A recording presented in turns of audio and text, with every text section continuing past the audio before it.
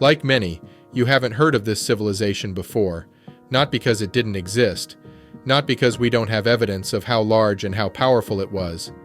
It is only spoken about sometimes as Atlantis, and other times as a mythical place, to make sure that any serious studies about it are dismissed. No, you haven't heard about this civilization because historians will not speak openly about them, and historians will not mention them because of their identity. Because once you realize who they were, it will change your perspective on history once and for all. As archaeologists unearth evidence across the globe, it becomes increasingly clear that the ancient civilization originating from Black Africans not only initiated civilization around 10,000 BC, but also extended it across Europe, Asia, and the Americas. The examination of megalithic structures worldwide reveals striking resemblances, contributing to the evidence of a highly sophisticated ancient society. This evidence suggests the existence of a civilization advanced enough to map the Earth with remarkable accuracy, master stone construction, and make significant astronomical discoveries, including the planets in our solar system, their movements, and even calculate the precession movement of the stars. This civilization's legacy is evident through countless clues left behind, illustrating their profound impact on the world. Their influence was widespread and long-lasting, so much so that the Greeks and the Egyptians described them as Atlantean, and they came to be venerated as gods everywhere they brought their technology and way of life. But beyond the myth and the labels, these were the people to whom we owe the restart of civilization after the great catastrophe of the Younger Dryas. And today, whether we admit it or not, the evidence on their identity is definitive. They left clues in the form of monuments, writing, statues, drawings, linguistic origin, ancient maps, and above all, genetics, all pointing to the same people, Black Africans. All of these pieces of evidence we will cover in this video, and by doing so, rediscover our grandiose ancient history and see how it influenced the whole globe. Renowned as the authors of the Epic of Gilgamesh, builders of ziggurats, accomplished mathematicians, astronomers, and credited with the invention of the wheel and our method of timekeeping, their influence reverberates through the ages.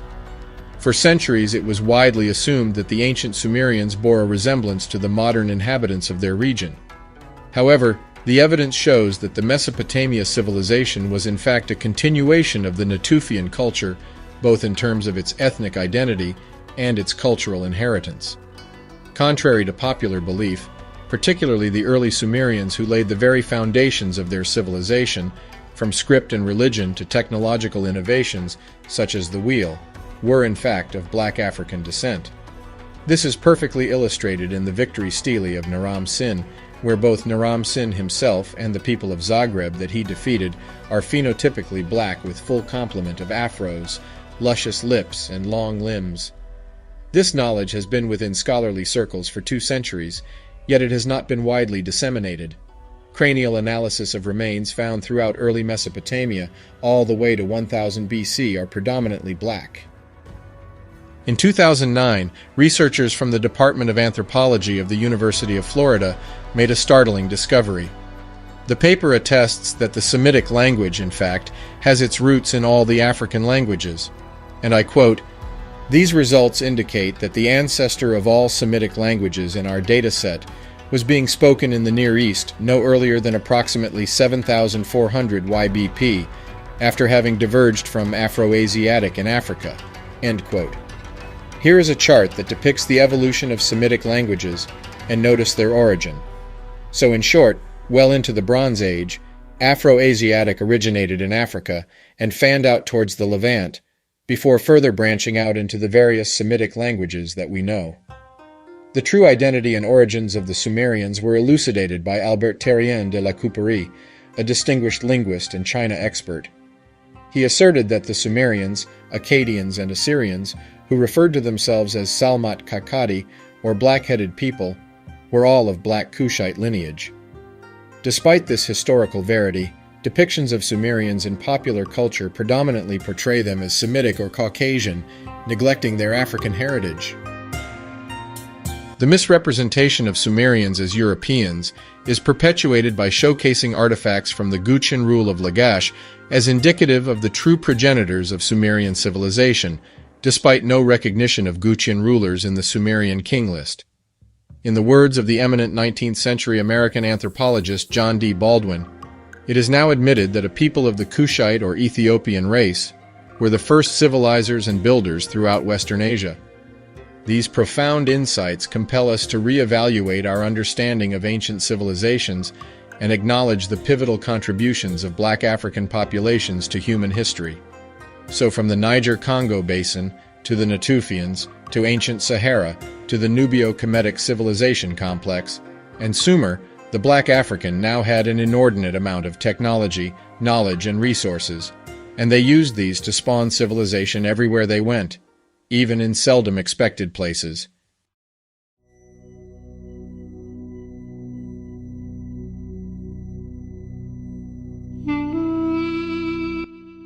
Most people are familiar with the Greeks and the Romans, but what few know are the civilizations that preceded both of these civilizations, the Pelasgians and the Etruscans, and even fewer are aware of their ethnic makeup and who seeded them. The earliest known civilization in Greece was the Minoan civilization, which emerged on the island of Crete around 2700 BCE. The Mycenaean civilization followed, beginning around 1600 BCE and lasting until around 1100 BCE. The period of ancient Greece, commonly referred to as Classical Greece, lasted from the 5th century BCE to the 4th century CE, and is credited with giving us philosophy, democracy, literature, art and architecture, mathematics, sciences, and Olympic Games.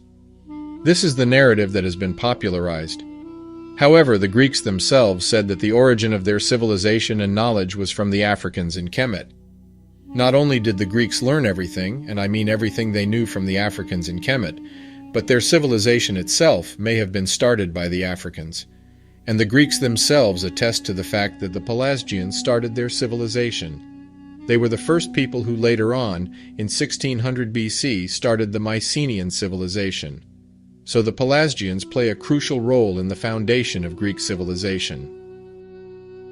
Asius of Samos relates to us that, quote, Pelasgus was the godlike founder of the Pelasgians, and that from the black earth he came, end quote. Now where in antiquity have we heard the term black earth before? You guessed it. It is exactly the appellation of the ancient Egyptian land Kemet, which translates to both the Black Land and the Land of the Blacks, and that was just the start. Throughout the following millennia, the African colony in Greece continued to be the beneficiaries of all their sciences and also received a significant injection of African population. So much so that all the original Greek gods were black African gods from Kemet. The major tenets of their religion was African before it morphed into the later Hellenistic religion inherited by the Romans. Early Greek art is a copy-paste of the African civilizations, and innumerable and yet rarely publicized Minoans and coins depict black Africans. But this is also traceable through genetics. In her research 2001 paper, Dr. Arnaiz Vilena shows that even 4,000 years after the seeding of the Greek colony by the Africans, that the Greeks are found to have a substantial relatedness to sub-Saharan people which separates them from other Mediterranean groups. The Greeks copied so many icons and elements from the African civilization that they even built a pyramid. Yes, many don't know, but Greece has a pyramid, smaller in proportion to that of the Africans in Kemet.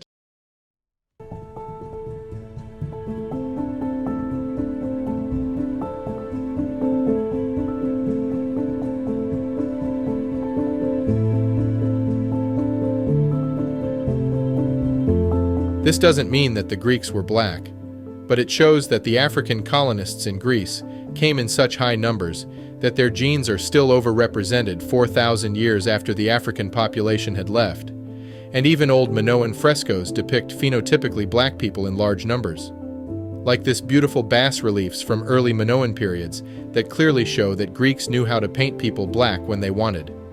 Because here, you can see both white and black females, taking away the often brought forth argument that the Greeks always painted females white and males black. Where the black Pelasgians kick-started the Greek civilization, the Etruscans also were the originators of the Roman civilization, and we will see who they were.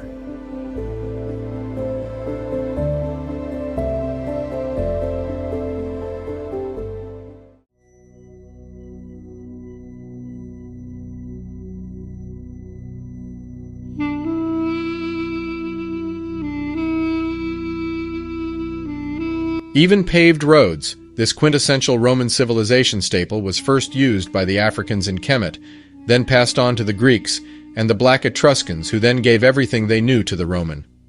Now, before Rome became the colossal empire we all marvel at, there was a civilization so advanced, so ahead of its time, that it laid down the very foundations of what Rome would eventually build upon. We're talking religion, art, architecture, and more. The Etruscans had already perfected it. Ever wonder how those Roman roads and aqueducts, which are still admired today, came to be? The Etruscans were the masterminds behind those engineering feats, introducing the Romans to the genius of drainage systems and secret underground tunnels. Also, the Roman alphabet, that cornerstone of Western writing systems, is really an Etruscan alphabet. Despite their penchant for peace, the Etruscans were technological titans. Who exactly were these trend-setting Etruscans? Picture this. According to Gert Muller's eye-opening book, Black Origins of Ancient Rome, these were the black descendants of ancient Egypt. The Etruscans traced their roots back to the African civilizations of Kemet, or ancient Egypt, and brought their sophisticated culture, technology, and science to what would become Roman territory. They were described as dark-skinned Africans who even worshipped the Egyptian sun god Ra and built tombs that could easily be mistaken for something out of ancient Egypt. Eventually, the peaceful Etruscans would be displaced by the warrior Caucasoid tribe from the north, and they would go on to inherit everything the Etruscans had and label it Roman. This African civilization also expanded eastwards.